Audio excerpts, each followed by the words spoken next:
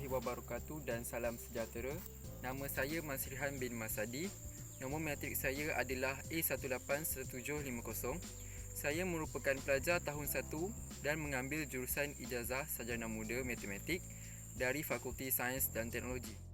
Kolej kediaman saya ialah Kolej Ibrahim Yaakob dan sepatutnya kini saya berada di sana untuk melanjutkan pelajaran saya.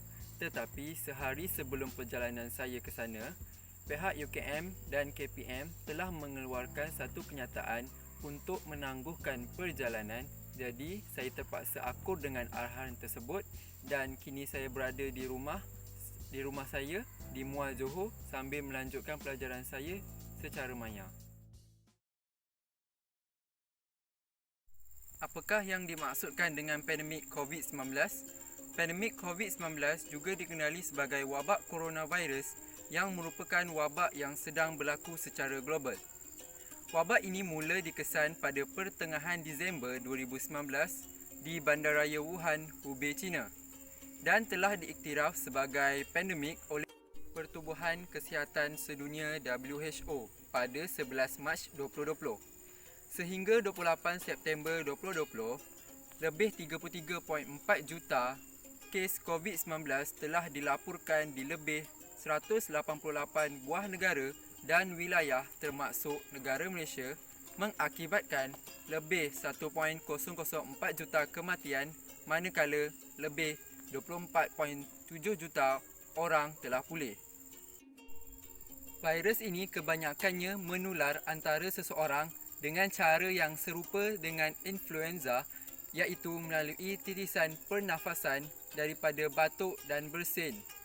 Pandemik ini telah membawa kepada gangguan sosioekonomi global, penangguhan dan pembatalan acara kebudayaan, keagamaan dan kesukanan serta ketakutan yang meluas dalam kekurangan bekalan yang telah mendorong kepada pembelian panik.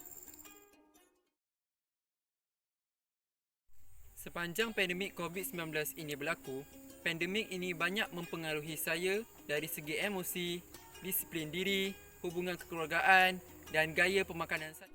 Dari segi emosi, apabila kerajaan mengisytiharkan Perintah Kawalan Pergerakan PKP pada bulan Mac secara rasmi bagi menyekat pergerakan orang awam untuk mengawal penularan wabak itu, situasi ini mewujudkan kesan kepada psikologi masyarakat serta individu. Pada mula penyebaran wabak ini, saya 100% tidak dapat menerima keadaan ini dengan baik kerana segala perkara dan aktiviti yang sudah terbiasa malah menjadi aktiviti harian saya terpaksa ditukar dan mengikut norma baru. Contohnya, aktiviti sukan secara berkumpulan yang dulunya menjadi aktiviti harian saya kini menjadi perkara yang dilarang untuk saya bersukan secara berkumpulan. Tetapi, saya sangat bersyukur kerana saya mampu untuk mengawal emosi saya dengan baik dan membuang emosi negatif terhadap wabak ini. Dan lama kelamaan saya mampu untuk menerima semua norma baharu ini dengan hati yang terbuka. Dari segi disiplin diri, saya merasakan pengurusan masa saya agak tidak efisien dan terancang kerana sebelum ini terdapat banyak aktiviti yang boleh saya lakukan untuk mengisi masa lapang saya. Seterusnya, menjadikan pengurusan masa saya terancang. Jadi, disebabkan wabak ini, banyak masa lapang saya lebih tertumpu di kawasan rumah. Dari segi hubungan kekeluargaan pula, saya merasakan hubungan saya dan ahli keluarga saya lebih rapat dan erat berbanding sebelum ini kerana semua ahli keluarga saya berada di rumah.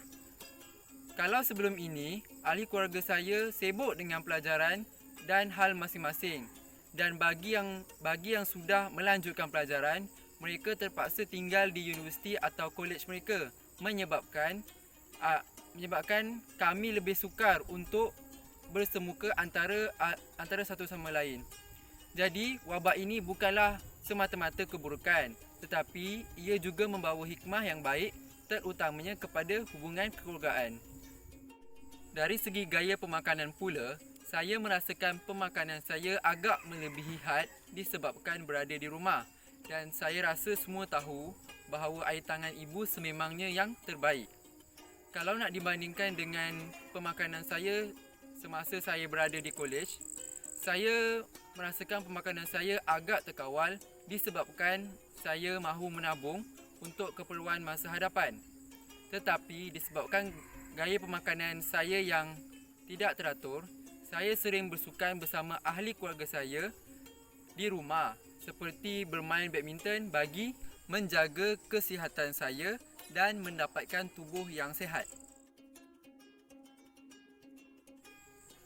Disebabkan banyak norma baharu yang perlu dipatuhi, pada mulanya saya agak kekok kerana perkara tersebut adalah perkara yang baharu, tetapi lama-kelamaan saya dapat menerimanya dengan baik dan hati terbuka. Antara norma baharu yang harus kita terapkan dalam diri ialah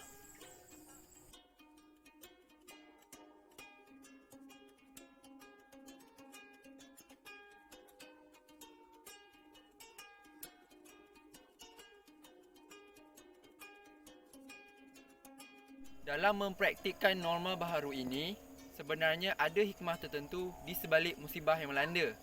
Wabak ini bukanlah hanya semata-mata keburukan, tetapi ada juga kebaikannya. Keburukannya ialah ramai pekerja terpaksa dibuang oleh majikan menyebabkan mereka tidak mempunyai sumber kewangan yang tetap. Ini kerana KKM telah mengeluarkan prosedur operasi standard SOP mengatakan bahawa hanya setengah pekerja dibenarkan bekerja di pejabat dan selebihnya bekerja dari rumah. Jadi, mereka yang dibuang kerja tidak mempunyai wang yang cukup dan sukar untuk membeli sesuatu barang keperluan dek kerana kewangan yang semakin hari semakin merosot. Salah satu kebaikannya ialah seperti yang kita sedia maklum, sebelum wabak ini melanda, permintaan barang melalui dalam talian ataupun online adalah rendah.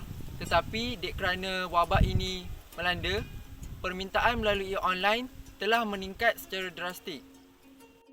Ini disebabkan oleh prosedur operasi standard SOP yang telah dikeluarkan adalah tidak boleh keluar daripada rumah tanpa tujuan ataupun hal yang penting. Ini menyebabkan masyarakat terpaksa duduk di dalam rumah dan hanya dibenarkan membuat permintaan secara online.